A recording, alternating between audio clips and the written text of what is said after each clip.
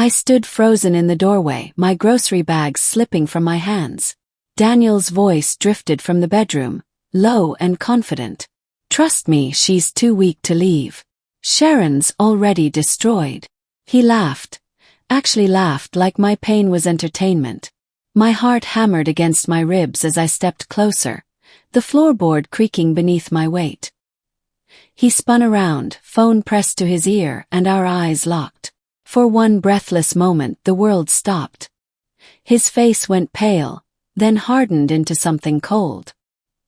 He ended the call without another word, sliding his phone into his pocket.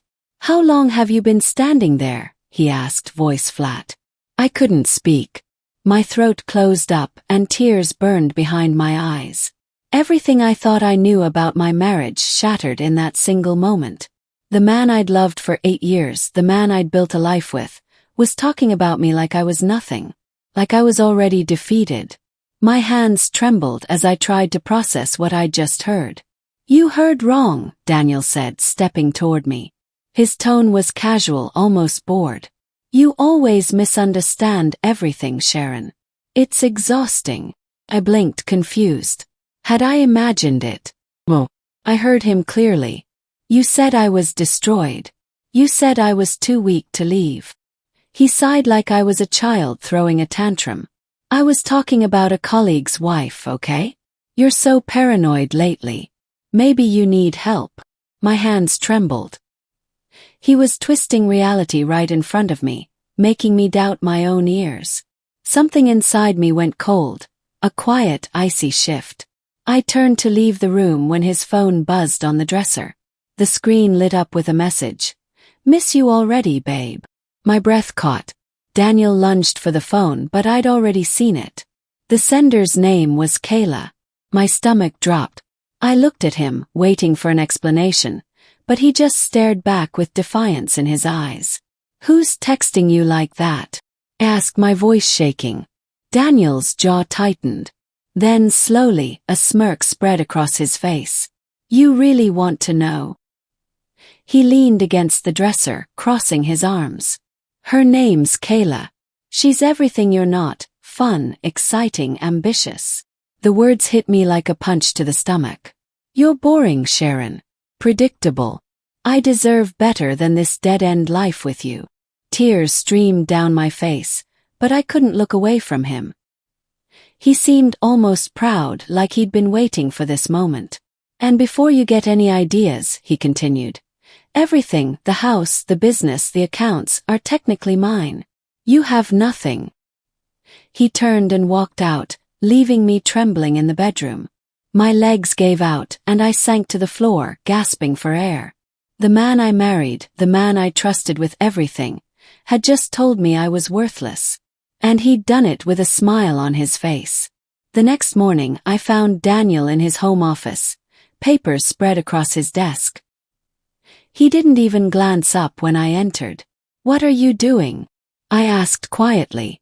He shuffled some documents into a folder. "Just business stuff. Nothing you'd understand."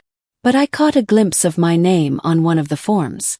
"Let me see that," I said, reaching for it. He snatched it away. "Don't touch my work." Later, when he left for a meeting, I snuck back into the office. My hands shook as I opened the folder he'd tried to hide. Inside were legal documents removing me from our joint business. Worse, there were papers with my signature. Signatures I never wrote. My stomach turned. He was planning to erase me completely, and he'd forged my name to do it. I took photos of everything with trembling fingers. This wasn't just betrayal anymore. This was criminal. Daniel was systematically destroying my life, and he was doing it methodically, carefully. I needed to be smarter. I needed to fight back. That night, I locked myself in the bathroom and cried until my throat ached. Daniel was systematically destroying me. He had a mistress, forged documents, and a plan to leave me with nothing. For a moment I wanted to disappear, to give up. Then I caught my reflection in the mirror. Red eyes, tear-stained cheeks, broken. Whoa. I wiped my face with the back of my hand and stood straighter. If Daniel thought I was weak, I'd let him believe it. But I wasn't going down without a fight. I remembered the old laptop Daniel had thrown in the closet months ago, claiming it was broken. I dug it out and powered it on. It worked perfectly. I opened a blank document and started writing down everything. Every lie, every threat, every detail. This was war, and I needed to be smarter than him. I created folders, organized timelines, documented every conversation I could remember. My tears dried as I typed. This was my survival plan. Over the next few days, I combed through Daniel's digital trail. He was careless, leaving passwords saved and files unprotected. I found months of text messages between him and Kayla, bank transfers labeled gifts, and screenshots of hotel bookings. My chest tightened with each discovery. But the worst was a voice note buried in his cloud storage. I pressed play and Daniel's voice filled my ears. "I'll replace Sharon soon. She won't see it coming. Once I get her out of the business, it's all ours." My hands clenched into fists. He'd been planning this for months, maybe longer. Every kind word, every fake smile. It had all been a performance. I saved everything to a secure folder, my mind racing. I needed more.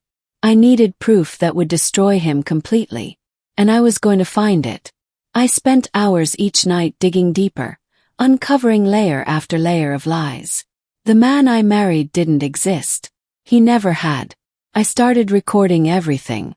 Every cruel comment, every threat, every argument where Daniel raised his voice or slammed a door. I kept my phone in my pocket, screen dark, microphone on. He never noticed. I also installed a monitoring app on his office computer when he left it unlocked. It was risky, but I had to know what he was planning.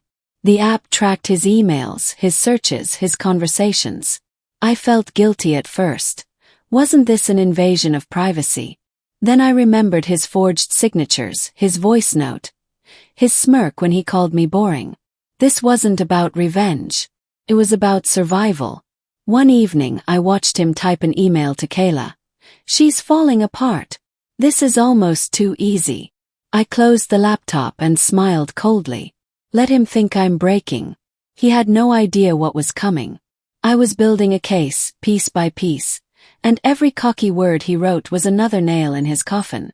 Daniel stopped hiding Kayla. He came home smelling like her perfume, his phone buzzing with her texts at the dinner table. He'd glance at the screen and smirk, not even bothering to hide it. "You're pathetic," he said one night when he caught me staring. "Look at you crying again. Grow up, Sharon." I wiped my tears and said nothing. Inside I was filing away every insult, every moment of cruelty. Then one afternoon I found a draft document on his computer, a fake police complaint claiming I was dangerous and unstable. It accused me of threatening him and Kayla, of being mentally unfit. My blood ran cold. He was setting me up to look like the villain. I took screenshots and added them to my growing file. He thought he was 10 steps ahead. He had no idea I was 20. The document was detailed, calculated, designed to make me look unhinged. He'd planned this carefully. But so had I. And I was done playing defense. I met with a lawyer named Margaret Ross in a small office across town. She was sharp, mid-50s, with piercing eyes that saw right through me. I handed her my folder of evidence. Photos, recordings, documents. She flipped through it silently, her expression growing darker. Finally she looked up.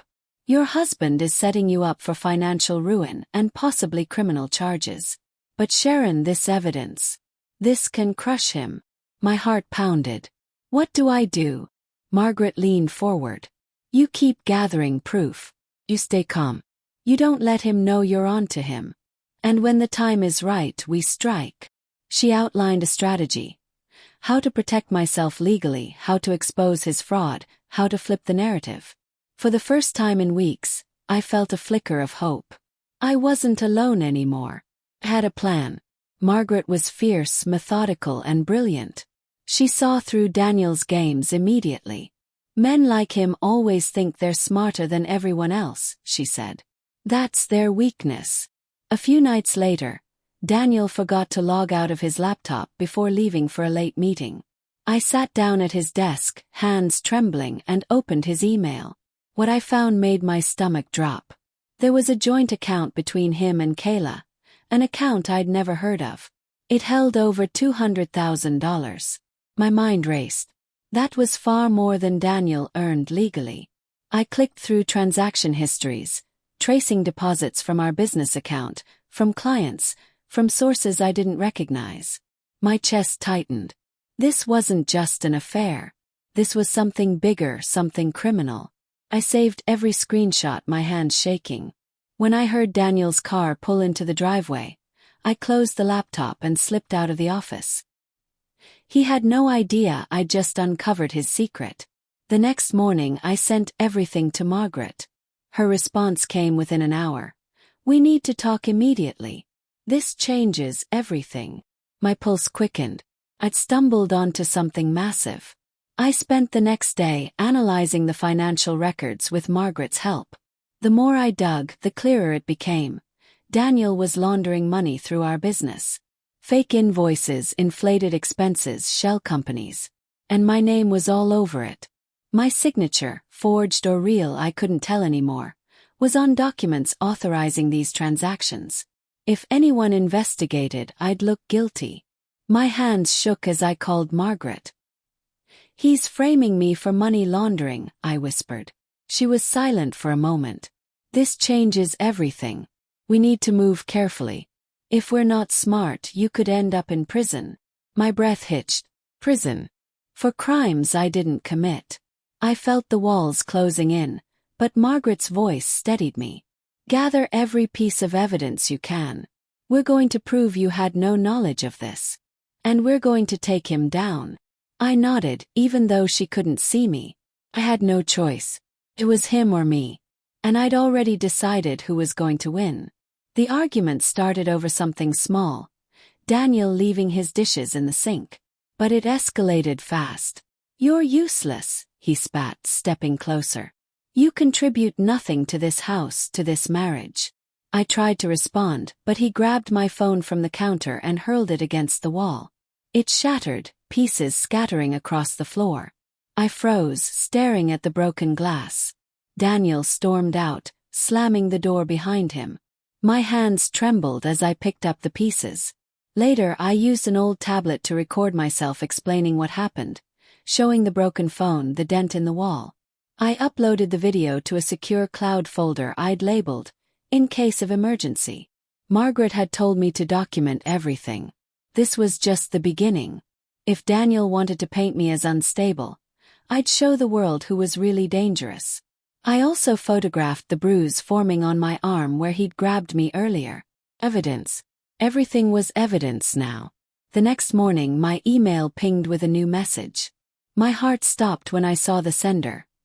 Kayla. The subject line read Final papers. I opened it, hands shaking. "Just make sure she signs the last papers so we can take everything," it said. My stomach twisted. She'd sent it to me by mistake. Probably meant for Daniel. For a moment I panicked. Should I confront them? Well, I had to be smarter. I replied, keeping my tone confused. "I think you sent this to the wrong person. What papers are you talking about?" I waited, heart pounding. A few minutes later she responded. "Oh my God, I'm so sorry. Wrong email. Please ignore that." But I didn't ignore it. I forwarded it to Margaret and added it to my evidence file. Kayla had just handed me proof they were conspiring against me. I smiled coldly. They were digging their own graves. Margaret's response was immediate. "This is admissible. They just confessed to the conspiracy. Keep playing dumb." I started playing the perfect victim. When Daniel came home I was quiet, submissive, defeated. I let my shoulders slump, let my voice crack. He noticed immediately. "Finally giving up, huh?" he said, almost gleefully. I nodded, tears in my eyes. "I just want this to be over." He relaxed, his guard dropping. "Good. I need you to sign a few more documents. Just business stuff." He slid papers across the table. I pretended to glance at them, then signed where he pointed. What Daniel didn't know was that I'd already shown these documents to Margaret. She'd helped me prepare duplicates, papers that looked identical but actually protected me and exposed his fraud. He thought I was signing away my rights. I was signing his confession. Later he told Kayla everything was done. "She's finished," he said on the phone, his voice smug. I listened from the hallway, recording every word. My acting was perfect. He believed I'd given up. That was exactly what I needed. With Margaret's guidance, I built a meticulous paper trail. Every forged signature, every suspicious transaction, every fake invoice. I documented it all. Margaret connected me with a forensic accountant who analyzed the business records. His findings were damning. Daniel had siphoned hundreds of thousands of dollars through fake contracts and shell companies. And he'd used my name to do it. But the accountant also found proof, timestamps, IP addresses, login records, that I'd had no access to the systems where the fraud occurred. I was innocent. Margaret smiled when she reviewed the report. "This is airtight. We're ready to take the next step." She scheduled a meeting with federal investigators, explaining that I was a victim of fraud and identity theft. My stomach churned with nerves. This was it. There was no turning back now. The investigators were interested immediately.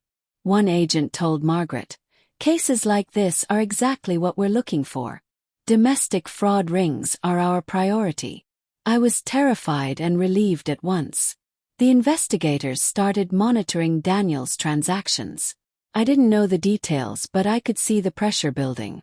Daniel became paranoid, snapping at Kayla, checking his accounts obsessively. One night I heard him shouting on the phone, "Did you tell someone? Did you say something?" Kayla's voice was defensive, tinny through the speaker. "I didn't say anything. Why are you acting like this?" He hung up and threw his phone across the room. I stayed in the shadows, watching. The next morning, he left a furious voice message for Kayla, accusing her of betrayal, threatening to handle her if she caused problems. He didn't know his phone was set to automatically back up to a cloud service, one I had access to. I downloaded the recording and sent it to Margaret.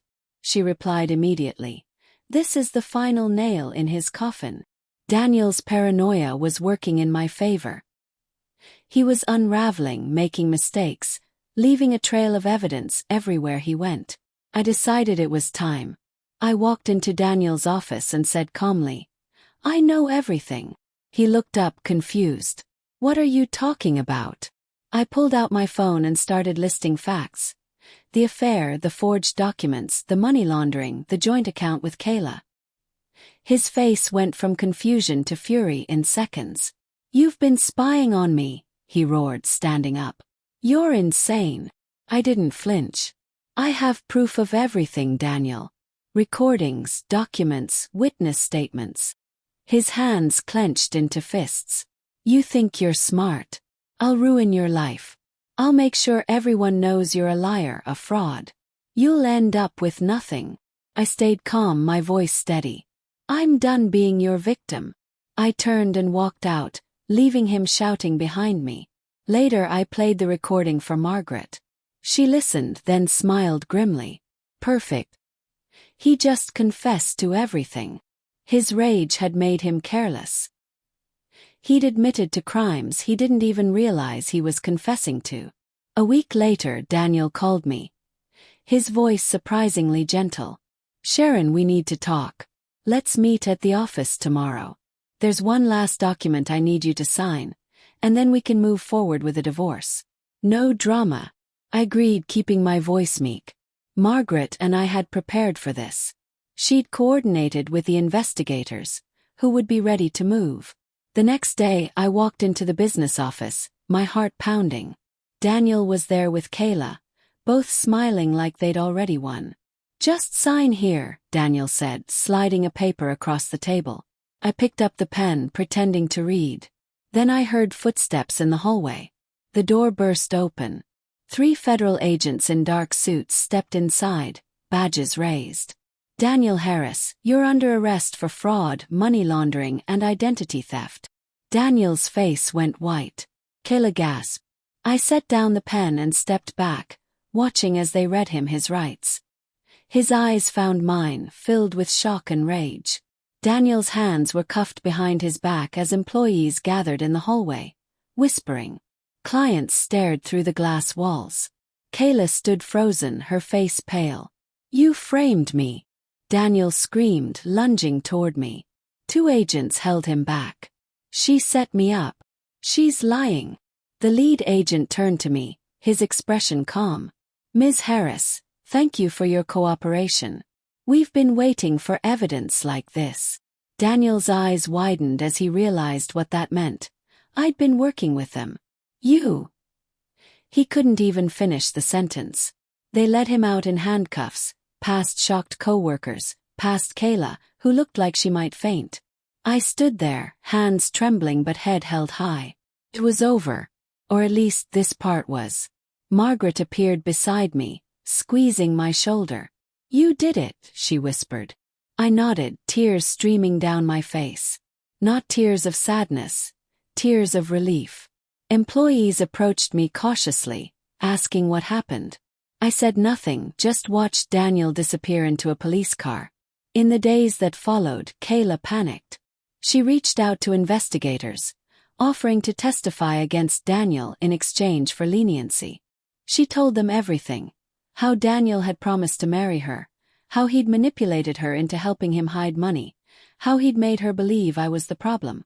But the biggest shock came when she admitted she was pregnant. And Daniel had already told her he was planning to leave her once everything was settled. "He said I was just temporary," she sobbed to the investigators. "He was going to abandon me too." I felt a strange mix of pity and satisfaction. Kayla had been just as much a pawn as I was. The difference was I'd fought back.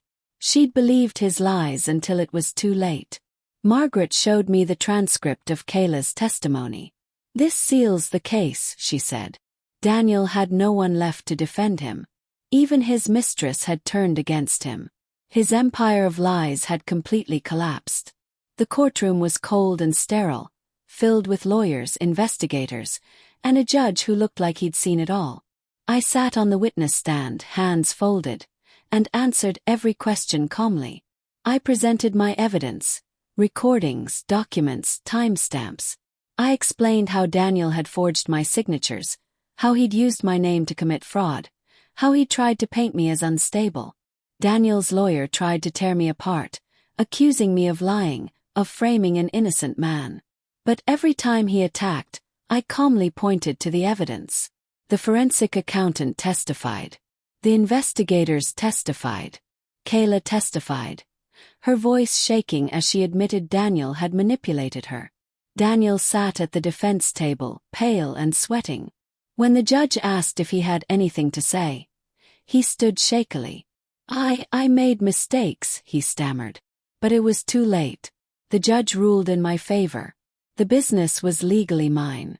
The fraudulent accounts were frozen. Daniel was ordered to face criminal charges. I walked out of the courtroom, finally free. Margaret hugged me tightly in the hallway. A few days later I returned to the house Daniel had always claimed was his. Margaret had done her homework. The property was legally registered under the business, which now belonged entirely to me. I stood in the driveway, keys in hand, and smiled. Inside, I walked through rooms that had once felt like a prison. I opened windows, letting fresh air sweep through. Then I called a locksmith. By evening, every lock was changed. I sent Daniel a single text. "The house is mine. Don't come back." He called immediately, shouting threats, begging, crying. I didn't answer. Instead, I blocked his number and sat down on the couch, feeling lighter than I had in years. This house was mine now. My space. My fresh start. And Daniel could never touch it again. I walked through each room, mentally redecorating, planning changes. This wasn't his house anymore. It was mine. Could finally breathe. That night, I slept peacefully for the first time in months. Daniel lost everything. The business, the house, his reputation, his freedom. News of his arrest spread quickly, and former clients distanced themselves. Friends stopped returning his calls. Even his own family cut ties, ashamed of what he'd done. Kayla left him the moment she realized he couldn't help her anymore. She moved back to her hometown, refusing to answer his desperate letters. I heard through Margaret that Daniel was struggling, living in a small rented room, facing years in prison. Part of me felt a flicker of pity. But then I remembered his voice on that phone call. "She's too weak to leave." I remembered his smirk when he admitted the affair. His forged signatures. His plan to destroy me. Well, he'd made his choices. This was the consequence. One afternoon, I received a handwritten letter from him. I stared at it for a long time before opening it. The handwriting was shaky, desperate. He begged for forgiveness, claiming he'd changed. I threw it away without finishing it. I met Daniel in a quiet cafe on a rainy afternoon. He sat hunched over a coffee, looking thinner, older, broken. When I approached, he stood quickly, almost desperately. "Sharon, thank you for coming. I need to talk to you." I sat down across from him, my expression neutral. He started apologizing, his words tumbling out in a rush. He said he was sorry, that he'd been selfish, that he never meant to hurt me. He cried, real tears streaming down his face. "Please," he begged. "We can fix this. We can start over." I watched him for a moment, then slid a manila envelope across the table.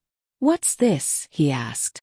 "Finalized divorce papers," I said calmly. "Sign them." His face crumpled.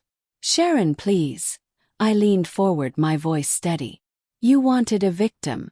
You thought I was too weak to fight back. But you created your own downfall, Daniel." I stood, leaving him sitting there, envelope in hand. I didn't look back. Walking out of that cafe felt like shedding a heavy coat I'd been wearing for years. Months later, I stood in my office. The office that used to be ours, now mine. The business was thriving under ethical management.